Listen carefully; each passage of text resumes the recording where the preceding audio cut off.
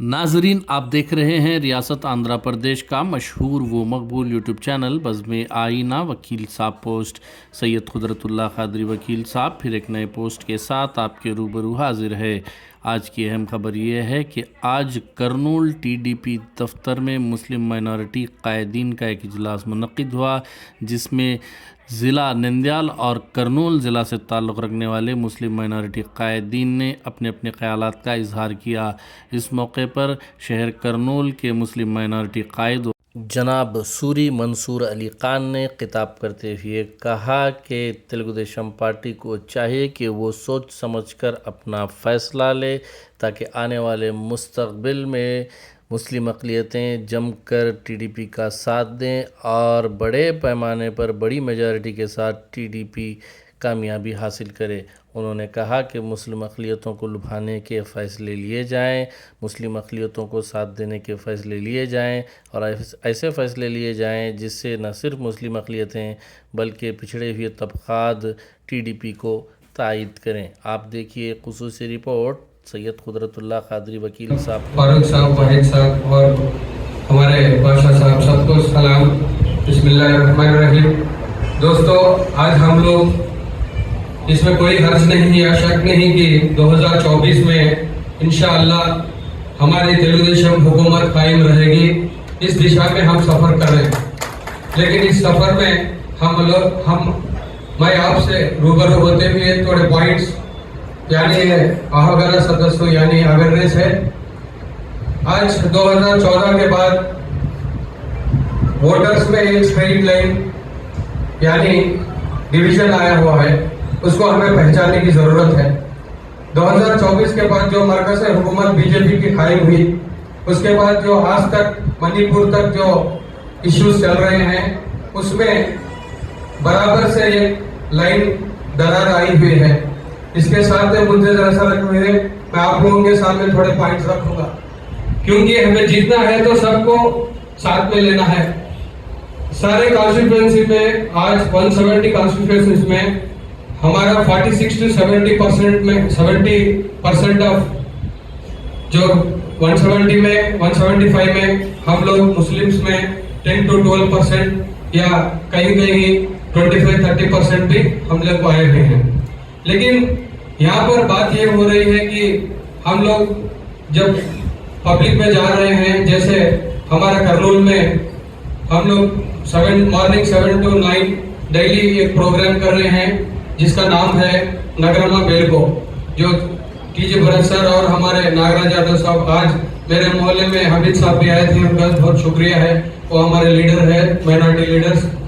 तो ये जो अभी हमारा रिलेशन बना है, मैं बताना चाहूंगा पवन कल्याण जी के साहब के तरफ से, ये जो रिलेशन है नया रिलेशन, इसके बाद थोड़े चेंजेस हमारे पब्लिक में यानी करनूल में मैं देखा हूँ।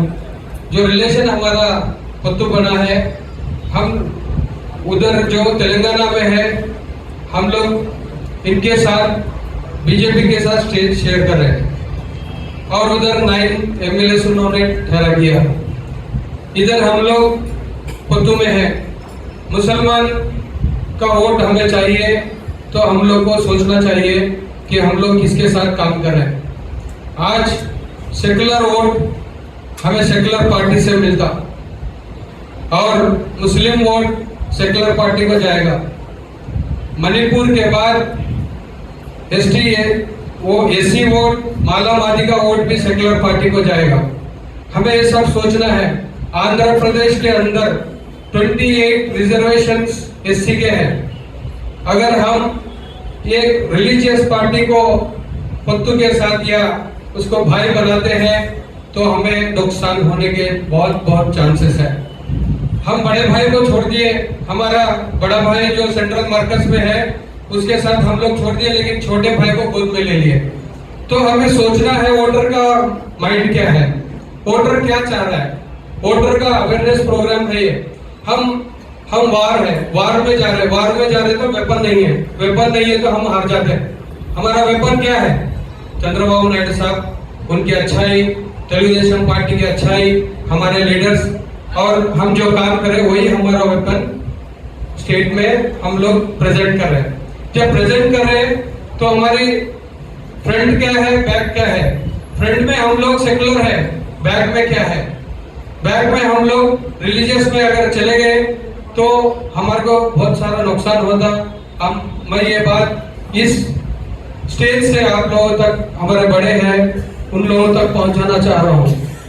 ब्लाइंडली वोटर कहीं भी ब्लाइंडली वोट नहीं करता। आज के दिन 2014 के बाद से वोटर बहुत जाग चुका है और IUPAC team, Rohit Sharma team जैसे इंजीनियरिंग टीम्स आ गए हैं, उनको भी हमें साथ में लेना है। उनकी टीम है, जैसा हमारी रोहित शर्मा टीम कर्नूल के अंदर या बाहर के अंदर, कर्नूल में मजमा मुस्लिम कम्युनिटी का ज्यादा है, उसमें हमें ऑब्जर्वर्स मुस्लिम्स डालना है। आज हमारे मुस्लिम लीडर्स गिने चुने रह गए हैं। 170 पर 5 में अगर हम लोग 76 कॉन्स्टिट्यूएंसीज में डिसाइड कर सकते हैं तो ये कॉन्स्टिट्यूएंसी में अगर हमारा 2 बड़ा लीडर है तो हमारे कितने लीडर होना चाहिए। ये स्टेज बस नहीं होता, ये स्टेज जो है बस नहीं होता। लेकिन हमारा आज जो कंट्रीब्यूशन है, हमारा जो कंट्रीब्यूशन है वो बहुत कम हो गया है। हमारा कंट्रीब्यूशन बढ़ाने की जरूरत है। हमारे भाइयों को इलेक्शन में लाने की जरूरत है। हमारे भाइयों को हुकूमत क्या है, हुकूमत आज देख रहे हैं, शरीफ साहब बताए, हमारे बहन बताए, कितने रेप केसेस 100 अबव मुस्लिम्स को आज सताया गया। कभी ऐसी भूल हो गई, हर आदमी एक सेकुलर करके इनको वोट दिया, पोस्ट इलेक्शन ये लोग जाके बीजेपी के पद में बढ़ गए। प्री इलेक्शन नहीं गए, पोस्ट इलेक्शन चले गए।